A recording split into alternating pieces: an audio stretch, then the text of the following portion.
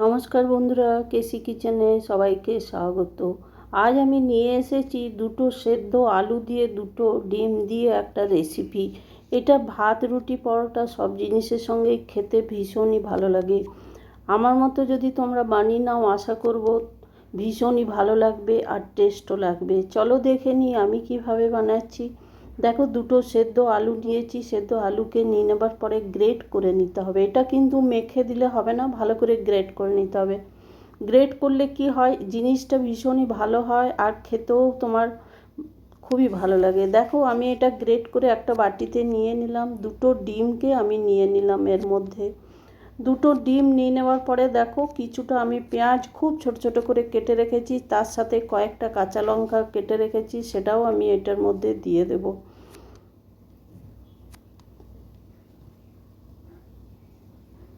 এটা দিয়ে দেওয়ার পরে দেখো, কিছু মশলা আমি দেব। তার আগে পরিমাণ মতো নুন দিয়ে দিলাম, 1 চামচ হলুদ দিয়ে দিলাম, 1 চামচ ধনে গুঁড়ো দিয়ে দিলাম, 1 চামচ ছোটো চামচের কাশ্মীরি লঙ্কার গুঁড়ো দিয়ে দিলাম, আর 1 চামচ আমি গোলমরিচ গুঁড়ো দিয়ে দিলাম। গোলমরিচ গুঁড়োটা অতি অবশ্যই দেবে, তাহলে এটা ডিমটা দেওয়া আছে, খেতে ভীষণ টেস্ট লাগবে।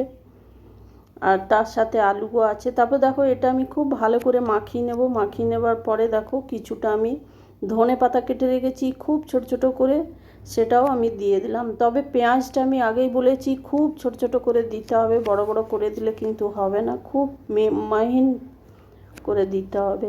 তারপরে দেখো, এটা খুব ভালো করে আমি একটা ব্যাটার করে নিলাম। ব্যাটার করে নিয়ে নেবার পরে এইদিকে একটা ফ্রাই প্যান চড়িয়ে কিছুটা সর্ষের তেল দিয়ে আমি খুব ভালো করে গরম করে রেখেছি তেলটা। এটা আমি পুরোটা সর্ষের তেলেই বানাবো। তারপরে দেখো, তেলটা গরম হয়ে যাওয়ার পর ওই ব্যাটারটা দিয়ে আমি এটা লো টু মিডিয়াম আঁচে খানিকক্ষণ ঢাকা দিয়ে রেখে দিলাম।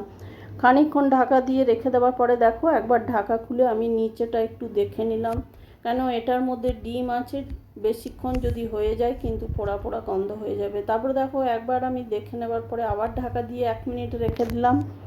তারপরে দেখো, আমার এক সাইডটা হয়ে গেছে। আমি একটা থালার মধ্যে এটাকে উল্টে নিলাম। এটা কিন্তু খুন্তিতে করে উল্টাতে যাবে না, কেন কি তাহলে এটা ভেঙে যাবে। এটা ভীষণ মোটা মতো হয়েছে। তারপরে দেখো, উল্টে দেওয়ার পরে আবার 1 মিনিট আমি এটা লো ফ্লেমে রেখে দিলাম। রেখে দেওয়ার পরে দেখো, এটা আমার হয়ে গেছে।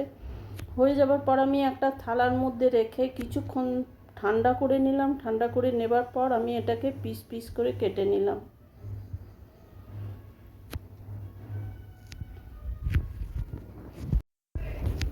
সবগুলো আমি পিস পিস করে কেটে নেব।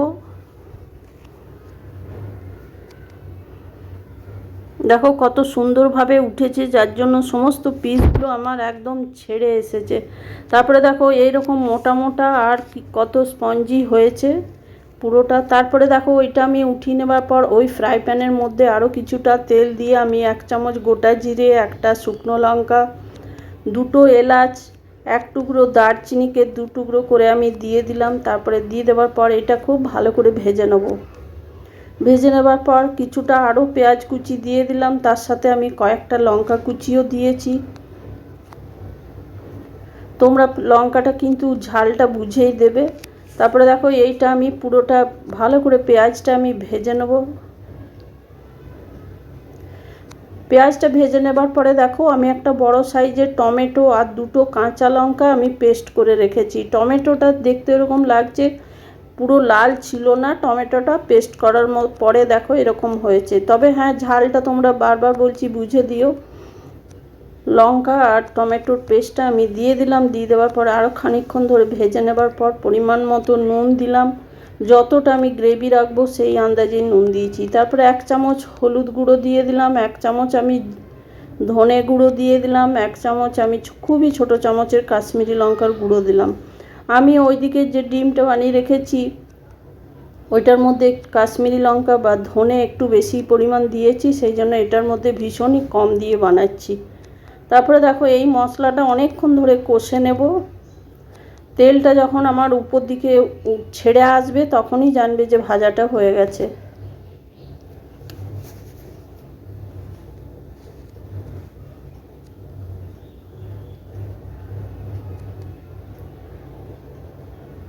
তারপরে দেখো মশলাটা পুরো কষা হয়ে গেছে বা ভাজা হয়ে গেছে। তারপরে আমি এর ওপরে কিছুটা গরম জল আমি দিয়ে দিলাম। গরম জল দিয়ে দেওয়ার পরে দেখো কিছুক্ষণ আমি ঢাকা দিয়ে এটা রেখে দিলাম। ঢাকা দিয়ে রেখে দেওয়ার পর দেখো আমার ফুটে এসছে। ঢাকাটা খুলে আমি দেখাচ্ছি, দেখো আমার গ্রেভিটাও খুব সুন্দর হয়েছে। তারপরে আমি ওই দিকে যে ডিমের পিসগুলো বা আলু দিয়ে যে পিসগুলো কেটে রেখেছি সেইগুলো আমি এটার মধ্যে দিয়ে দেবো। দিয়ে দেওয়ার পরে কিন্তু বেশিক্ষণ আর ফোটাবো না, 1 মিনিটের মতো এটা ঢাকা না দিয়েই ফুটিয়ে নেবো আমি এটা।